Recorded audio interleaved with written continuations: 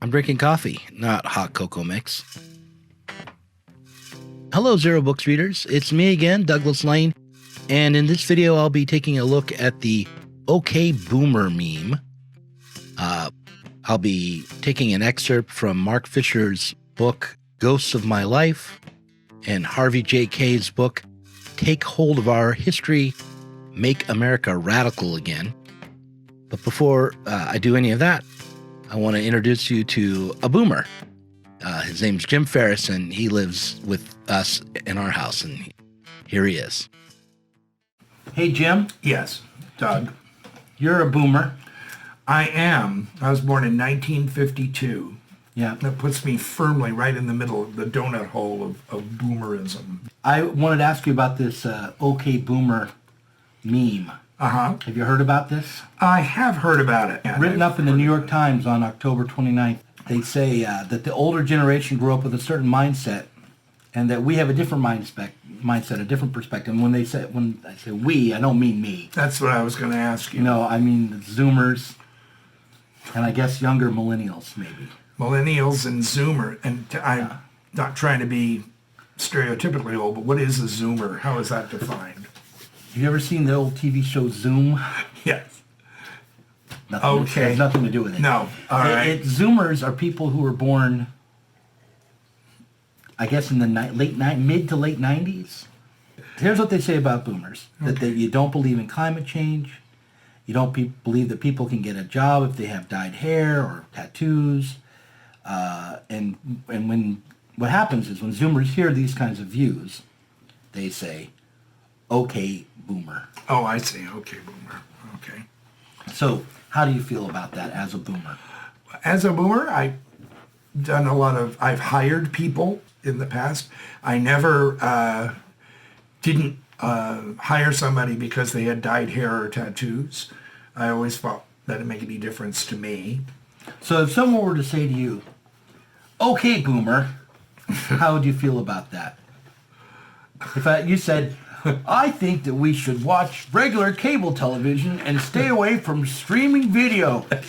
I don't want everyone to watch everything on their phones because it ruins the experience of cinema." And they said, "Okay, boomer." How would you feel? How do I feel about that? I don't think it's really very healthy to separate us into different groups. We're separated enough as it is. It's probably not such a great idea to say, "Well, you're not like me, so let me label this group that way." Just as soon take it as just people. When you were younger, and I know it's hard for even you to remember. It is. I've looked at some of the rock formations and some of the early writings. But back in your early days, when you were the one who was young and everyone was irritated with your generation. Boy, were they. You had a phrase, I think that it wasn't yours, but people would say, "Don't trust anyone over 30. That's right. And how did you feel about that at the time? It seemed absolutely right and very cool to me. When I was growing up in the 70s and 80s, there was, I think, a subliminal idea in the culture that we were making progress. We were becoming more inclusive, more unified as a nation, and more sensitive, and just altogether more progressive and more moral. And for me, this idea that life was about progress, that life was about becoming more sensitive and more inclusive, was sort of an injunction that I picked up from children's television. I learned how I was supposed to be and how I was supposed to fit into society, a society that was progressive and that had preceded me, by watching Sesame Street, The Electric Company, and Zoom.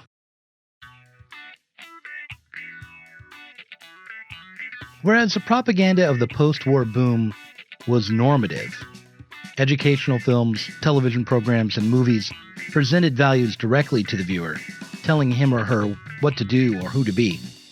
In the 70s and 80s, the idea was that we didn't need to be instructed on who to be, but only helped along to discover the people we already were. We were free to be you and me. We were special just the way we were. We were headed for a bright future. And it mattered. It really mattered that we existed. After all, if it weren't for us, who would listen to the Bee Gees, learn to breakdance, or enjoy a party at Chuck E. Cheese? But then, as the 80s came to a close, the Berlin Wall came down, and the United States went to war against new enemies, the illusion of progress began to crack. You hear about some kid did something stupid. Something desperate. What possessed him? How could he do such a terrible thing? Well, come here. It's really quite simple, actually. Consider the life of a teenager. Many people remember the 90s as a time of Clintonian economic prosperity and dot-com mania. But when I think back on the 90s, I remember the early days, the Bush administration. I think about the disaffection you can hear in the music of Public Enemy and Nirvana. Generation X knew about global warming. We too realized that our prospects weren't very good, and we too were courted by big media as they tried to turn our despair and our all-too-quiet rebellion into a marketing category. Further, we were also very slow to let go of our earlier conceptions of ourselves. Or at least, I didn't want to let go of it. I didn't want to give up on the idea that I was special, that I was free to be what I wanted. I may not have invented myself on Instagram or Twitter, and I didn't have a podcast yet, but I did turn to Kinkos and zines in order to express myself. Forgive my nostalgia, but the point that I'm trying to make is that when I said, "Okay, boomer," in the 90s, when I rebelled against the generation that had preceded me, I was still trapped within the New Left sensibility that I thought I was rebelling against. Most of Generation X, at least most of the leftists in Generation X, were like me, still trapped in a counterculture that had been defined in the 60s and then transformed into children's television in the 70s. Leaving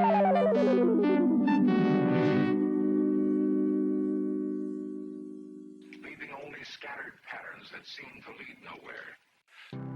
In his book, Ghosts of My Life, Mark Fisher wrote about the ghost box label as a kind of anti-nostalgia.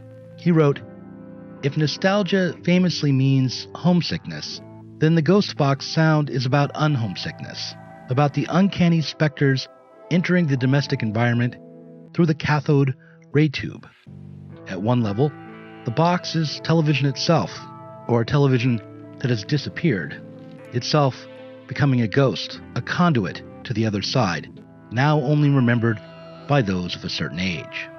No doubt, there comes a point when every generation starts pining for the artifacts of its childhood. But was there something special about the TV of the 1970s, which Ghostbox releases obsessively reference?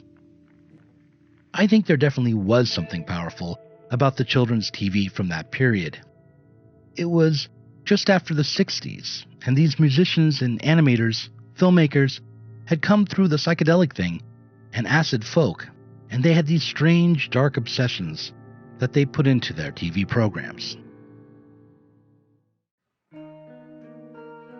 The psychedelic visions and sounds of Ghostbox are the expression of the same contradiction that defines capitalism itself. On the one hand, reality as we've known it is peeled away, and the electronic sounds and geometric patterns of reality's substrate are revealed. On the other hand, the revelation of the previously occluded distracts us from the social relationship at the center of the Industrial Revolution that makes such strangeness possible. The world, as a series of fragments and half-remembered dreams, is a world of freedom, but it is also a world that turns inward on itself, away from the outside and into a willed and willful mystification. Listen, Zoomers, I want to give it to you straight, like a pear cider that's made from 100% pears. Something went wrong a while back. There was, at some point, at least a glimmer of a possibility for a better society. Another world seemed possible. But since that date, whenever it was, the social order as we've known it has grown in strength, rooted itself more deeply in our everyday lives, and even as there are moments of progress, there are always also moments of regression. In 1992, it was easy for me to blame the baby boomers for their failures. Today, in 2019, I have less of a predilection to lay blame. In his book, Take Hold of Our History, Harvey J Kaye begins by quoting President Abraham Lincoln from his 1862 message to Congress. Back then, Lincoln said, "Fellow citizens, we cannot escape history. The fiery trial through which we pass will light us down in honor or dishonor to the latest generation." We can't escape history either. Whether we're boomers, millennials, zoomers, or Generation X, we are all in the same predicament. We can make history, but not as we please. We can change the world, but only by taking in and understanding our circumstances as they presently exist, and as they have been given and transmitted to us from the past. We can say, "Okay, boomer," but only in so much as we realize that their tradition, the boomers' tradition, like the traditions of all the dead generations before them, still weighs on us like a nightmare. We can say, "Okay, boomer," but the risk is that by doing so, we will never get beyond the horizon they set for us.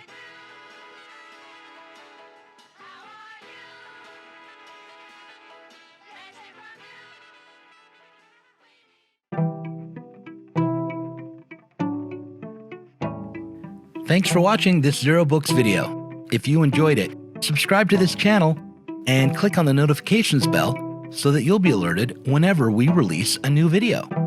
You should also consider supporting us on Patreon. Our patrons get access to our Inside Zero Books podcast every week and can get access to the Zero Books Book Club and help us to continue making online content from the left.